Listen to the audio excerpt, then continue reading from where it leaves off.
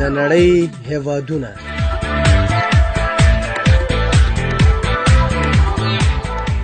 د نړۍ هېوادونه یوه معلوماتي او په زړه پورې خپرونه. د نړۍ هېوادونه تاسې له نړۍ سره اشنا کوي. دغه خپرونه تاسو د نړۍ د جغرافیوي، تاریخي، سیاسي، اقتصادي او فرهنګي بهیره خبرې. که غواړئ چې د نړۍ په اړه معلومات ترلاسه کړئ نو د ننګرهار ملي راډیو څخه د نړۍ هېوادونه مه هېروئ. دغه خپرونه هره دوشنبه سهار 10 بجې او بیا ځلې سه شنبه مازدیګر 4 بجې اورېدلی شئ. د خپرونې کوربه خاکسار زیب.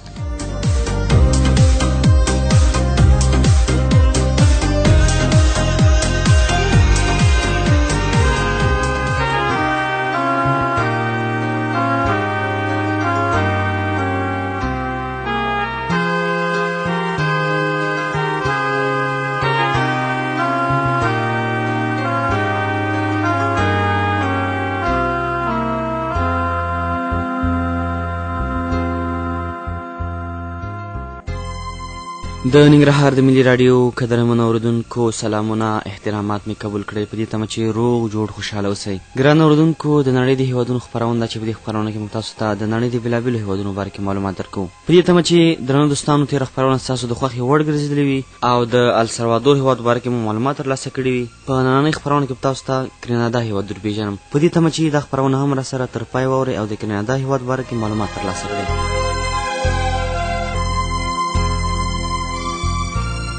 ګران دوستانو بیا هم ښه راغلاست. د کرینا هېواد د نوم لنډیز نښه په انګلیسي ژبه کې GD دی. رسمي نوم یې کرینا او نړیوال نوم یې هم کرینا دی.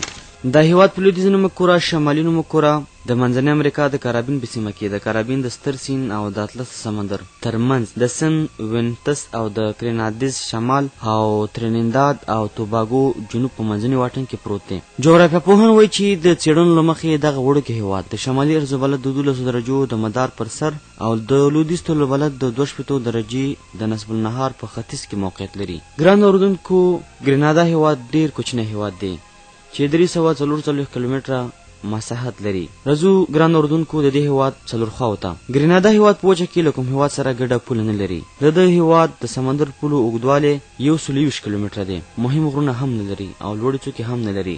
ګرینادا د خپل مساحت د ډېر وړوکوالي له امله هیڅ د یادولو غټ سیند نه لري. ګرینادا د سمندر له اوبو سره د ګاونډیتوب له امله توده، لمده او سمندري هوا لري او ډېر اورښت پکې کېږي. شمالي سمندري بادونه د دې هېواد هوا لږ معتدله ساتي. د کوچنیو انتیلونو د ټاپوګانو ټولګي وینداور د ټاپوګانو لړۍ تر ټولو جنوبي ټاپو ګرینادا نومیږي چې د کارابین د ستر سیند په جنوب ختیځه برخه کې پروت دی. دا هېواد د ګرینادا د ټاپوګانو او ګریندیز د ټاپو د ډلې د څو کوچنیو ټاپوګانو څخه جوړ شوی دی چې ډېر نه استوګن دي.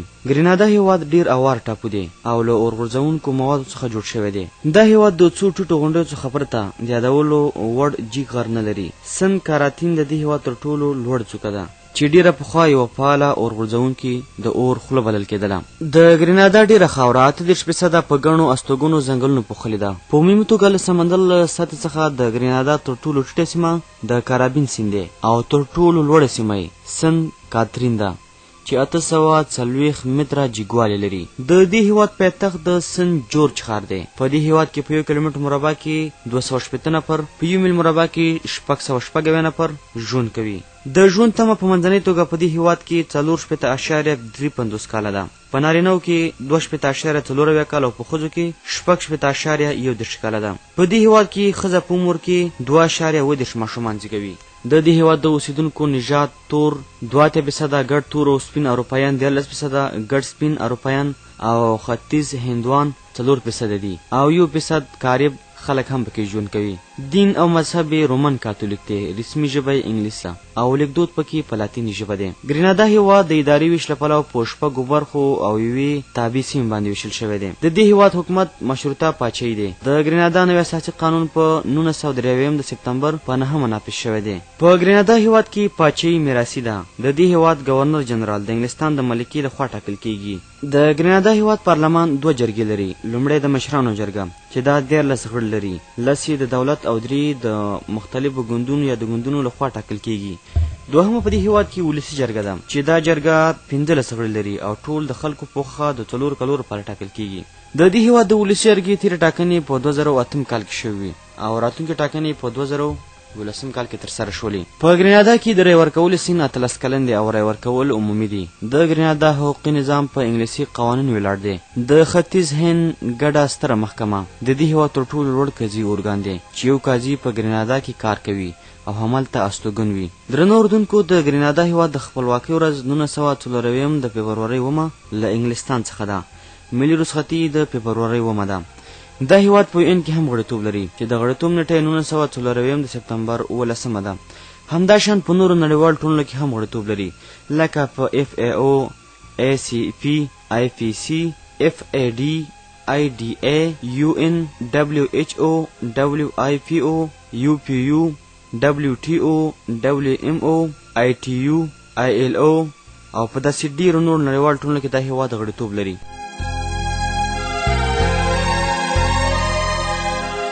خادرانو اردوونکو، د خپرونې په دې برخه کې تاسو ته د ګرینادا هیواد د ملي بیرغ په اړه معلومات درکوم چې د هیواد ملي بیرغ د څو رنګو څخه جوړ شوی دی.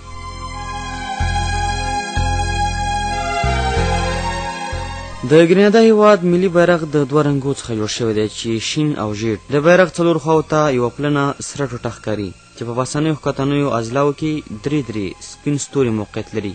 له دې وروسته د بیرغ په نننۍ برخه کې به 4 مثلثونه ویشل شوی دی. پاسنۍ او لاندنۍ برخه ژیړه او 2 اړخونه شنه دي. د ګرینادا د ملي بیرغ په منځنۍ برخه کې یا د پاسنیو 4 ګونو مثلثونو تقاطع په ځای کې د هیواد ملي نښان موقعیت لري. درنو اردوونکو، ورځو د خپرونې په دې برخه کې د ګرینادا هیواد اقتصاد ته دا نړۍ د هیوادونو خپرونه. دغه خپرونه په اونۍ کې 2 ځلې له ننګرهار ملي راډیو څخه اوریدلای شئ.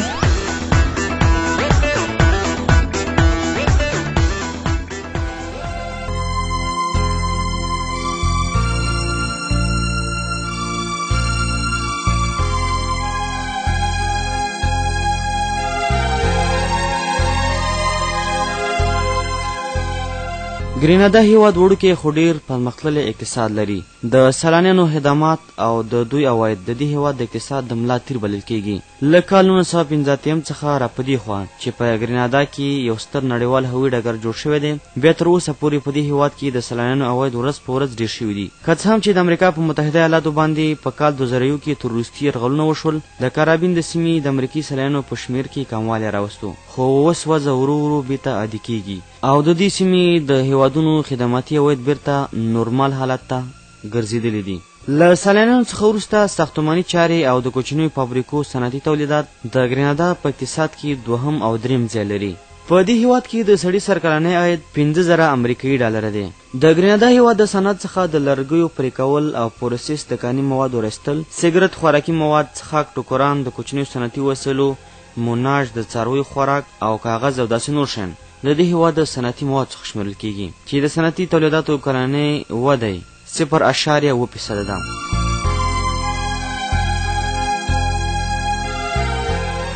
د ګرینادا هیواد 15.3% مځکه کرل کیږي. د دې هیواد 3% مځکه څړځایونو، 9% ځنګلونو او پاتې 2.1% غرونو، غونډیو، سیندونو، ښارونو او د استوګنو کلیوالي سیمو نیولې ده.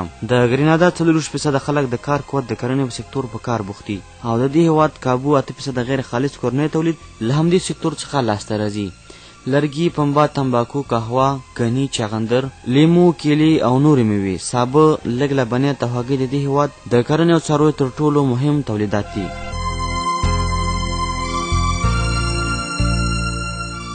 د صادراتو څخه ټوکران، جامې، لرګي، سره زر، سپین زر، خوراکي توکي، کاکو، میوې، سابه، غني او داسې نور شیان دي چې غټ تجارتي شریکان یې امریکا متحده ایالات، انتیګوا، باربودا، سنکتس، نویس، دومینیکا، آلمان او فرانسې هیوادونه دي. د وارداتو څخه ماشینونه، نقلیه وسایط، برېښنایي سامان، کیمیاوي توکي، خوراکي مواد، ټوکران، استخلاقي شیان، دارو، درمل، تیر او نور نباتي محصولات، فلزي شیان، چیني باب، پلاستیک، ربړ او داسې نور شیان چې د دې تجارت هم د امریکا متحده ایالاتو، انګلستان، ترینیداد او داسې نور هیوادونو سره لري. د دې هیواد د پیسو واحد ختیځ کارابین ډالر دی او مالی کالی عیسوي ګریګوري دی. د ګرینادا هیواد د ټلیفون کوډ نمبر 001 403 دی.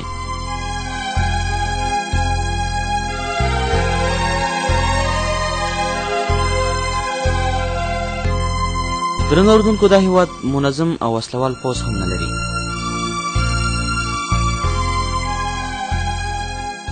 ګران اوریدونکو تاسو د نړۍ د هیوادونو خپرونه د ننګرهار ملي راډیو نه اورئ. په دې تمه چې په خپرونه کې راسره ستړي شوي نه وئ، تاسو رابولئ یوې ښکلې په زړه پورې سندرې ته. د سندرې وروسته د نړۍ د هیوادونو خپرونه دوام لري.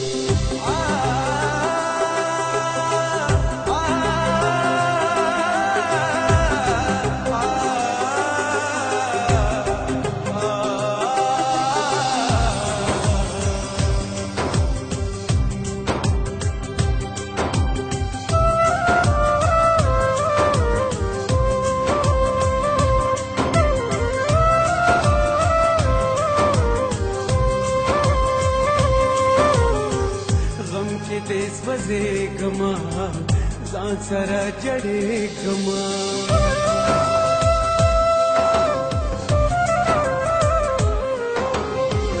غم کې دې سوځېږما ځان سره جړېږما راشه چې مړ کېږما راشه چې مړ کېږم بے وفا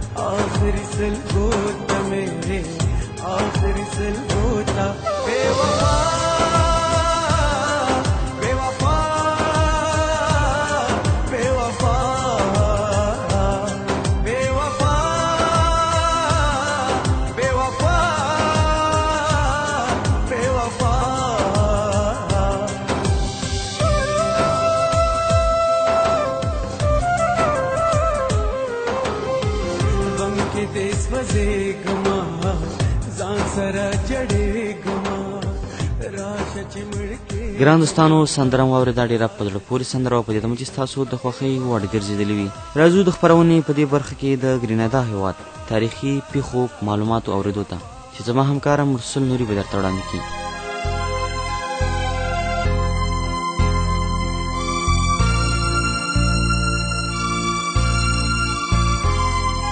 د ګرینادا ټاپو ډېر لرغونی تاریخ لري.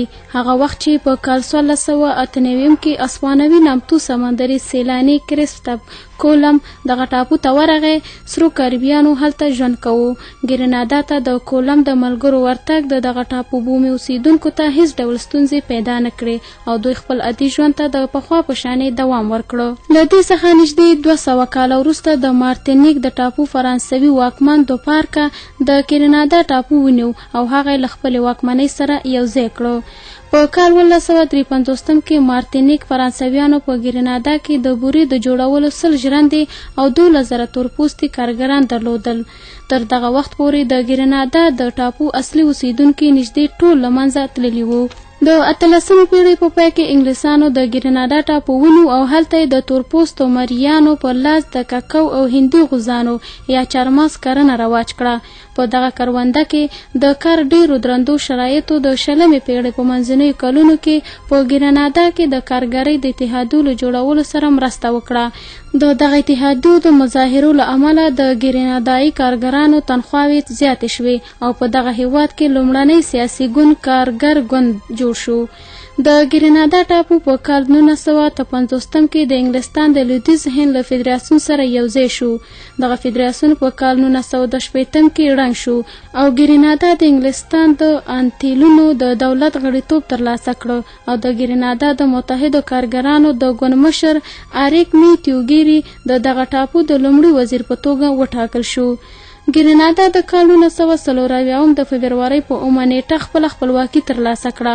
په همدغه وخت کې داسې پریکړه شوې وه چې د ګرینادا گورنر جنرال به د انګلستان د ملکې لخوا ټاکل کیږي. په دغه وخت کې هم اریک میتیوګیری د ګرینادا د لومړي وزارت دنده پر مخ بیوله. په دغه وخت کې هم اریک ماتیوګیری د ګرینادا د لومړي وزارت دنده پر مخ بیوله. د کال 1990 د مارچ په 13مه نیټه موریس بیشاپ په یو سپینه کودتا کې لومړی وزیر ګیری له واکه لري او په ځای د ګرینادا د خلکو انقلابي دولت اعلان کړ. بیشاپ له سوسیالیستي هیوادونو سره خپلې اړیکې نږدې کړې او د ګرینادا د صنعتي او سوداګریزې پرمختیا لپاره ګړندي ګامونه اوچت کړل. امریکا چې د موریس بیشاپ له انقلابي تګلارو څخه ویره درلوده او ګرینادا ته د کارابین په سیمه کې د بلې کیوبا په سترګه کتل. د ګرینادا د اقتصاد فلج کولو او د بیشاپ د دولت د نسکورولو تابع وکړه. په همدغه وخت کې بیشاپ د خپل ګوند د ګن افراطي اړخ تر فشار لاندې هم و. د کال 1983 کې د اکتوبر په 10مه نیټه هغه وخت چې بیشاپ د ختیځ اروپا له دورې څخه راستون شوی و ونیول شو او ځای د ګنو افراطیانو مشر او د ګرینادا د پوځ قومندان جنرال هاتسن استین ونیو. له دې تحویلاتو څخه 2-3 ورځې وروسته جنرال استین په جورج او د ګرینادا په نورو ښارونو کې د بیشاپ د پلویانو د سترو پاڅونونو د فشار له امله د بیشاپ د پرېښودلو ته اړ شو. خو نوموړي د میرمن د کابینې څو وزیران د کور جوړولو د بهرنیو چارو او پوهنې د کارګرۍ اتحادیو 2 مشران او د بیشاپ 14 نور ملګري په مظاهراتو کې د پولیسو په ډزو ووژل شول. د امریکا د متحده ایالاتو واکمنانو چې د بیشاپ په وژل کېدلو خوشحاله خو د پوځیانو په واکمنۍ خفه وو. د اکتوبر په 15مه نیټه ګرینادا ته د 15,000 پوځیانو د استولو پریکړه وکړه. د کارابین د سیمې د څو کوچنیو هیوادونو سرتیرو په دغه یرغل کې له امریکایي سرتیرو سره مرسته کوله. د ګرینادا سیمه ایز ځواکونو او د هغوی د کیوبایي مشاورینو د امریکایانو په وړاندې ډیر مقاومت وکړو خو په پای کې ماتې وخوړه او ټاپو د امریکایي سرتیرو او د هغوی د ملګرو لاسته ورغی. په دغه لنډه خونړۍ جګړه کې امریکایانو بهرنیو عکاسانو او ژورنالستانو ته د ورتګ اجازه نه ورکوله. له جګړې څخه وروسته سر پاول د انګلستان د ملکې لخوا د ګرینادا د گورنر جنرال په توګه وټاکل شو.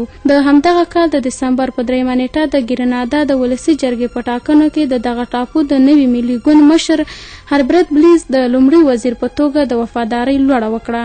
د کال 1980 د په دسمبر کې د ګرینادا لومړی وزیر بلیز د سیمه ایز امنیت د ساتلو په موخه له ګاونډي هیوادونو سره یو تړون لاسلیک کړ.